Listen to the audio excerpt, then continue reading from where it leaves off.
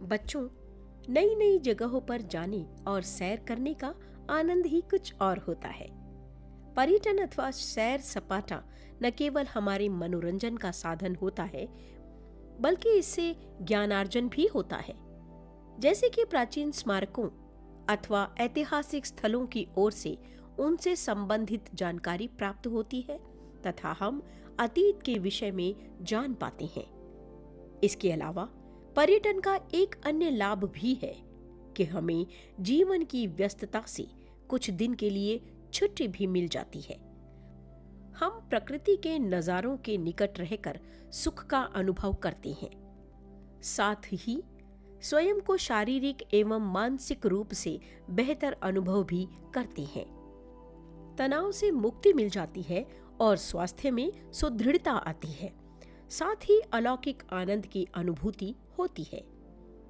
हमारे देश में पर्यटन अथवा सैर सपाटे के स्थलों का अपना एक विशेष महत्व है।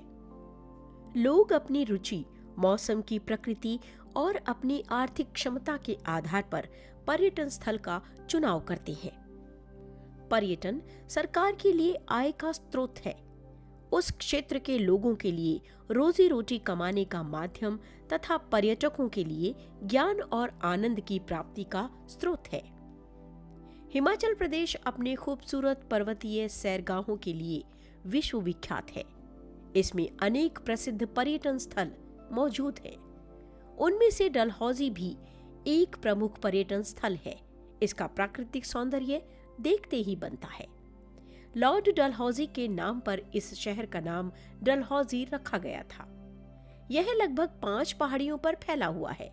उन पहाड़ियों के नाम कटलौंग, पोट्रेन, तेरहा, बकरोटा एवं भंगोरा हैं।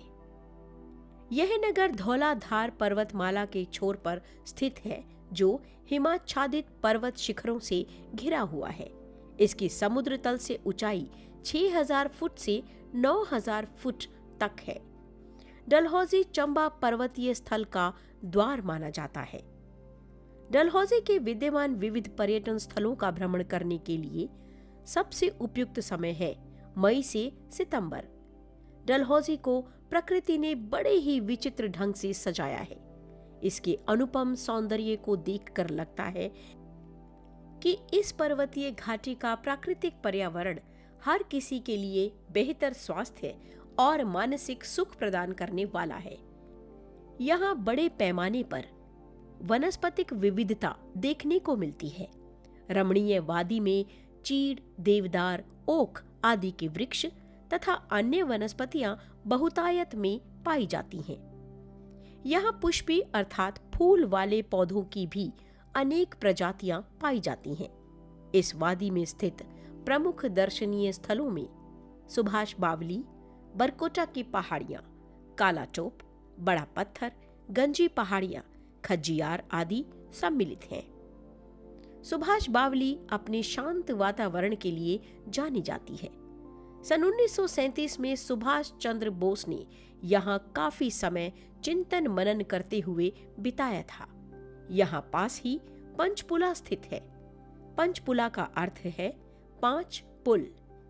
यह एक अत्यंत रमणीय स्थल है। इस स्थल का मुख्य आकर्षण 5 छोटे छोटे पुलों के नीचे से बहती जलधारा है। इसके अलावा इस स्थान पर स्थित सरदार भगत सिंह के चाचा अजीत सिंह की समाधि और सतधारा नामक ताजे झरने हैं। बरकोटा की पहाड़ियों की तो बात ही निराली है। ये पहाड़ियां तीव्र चहलकदमी अथवा सैर के लिए प्रसिद्ध हैं। इनसे दिखाई देने वाली हिमाच्छादित पर्वत शिखर इनके सौंदर्य में 4 चांद लगा देती है। बरकोटा की पहाड़ियां डलहौजी से केवल 5 किलोमीटर की दूरी पर स्थित हैं। काला टॉप एक प्रसिद्ध सैरगाह के रूप में विख्यात है। यहाँ एक वन्य जीव अभयारण्य भी स्थित है। इस वन्य धरा पर विविध प्रकार के भारतीय वन्य जीवों को देखने का आनंद उठाया जा सकता है। यह डलहौजी और चंबा के बीच स्थित है। बड़ा पत्थर नामक स्थल डलहौजी से लगभग 4 किलोमीटर की दूरी पर स्थित है। यह एहला गांव में पड़ता है। इस स्थान पर भूलवानी माता का प्रसिद्ध मंदिर स्थित है। गंजी पहाड़ियों का भी अपना एक खास आकर्षण है। इन पहाड़ियों पर वृक्षों की विलुप्तता के कारण ही इसे गंजी पहाड़ियां कहते हैं। यह क्षेत्र लंबी दूरी की सैर करने के लिए प्रसिद्ध है। आप यहाँ पर लोगों को लंबी दूरी की सैर करते देख सकते हैं।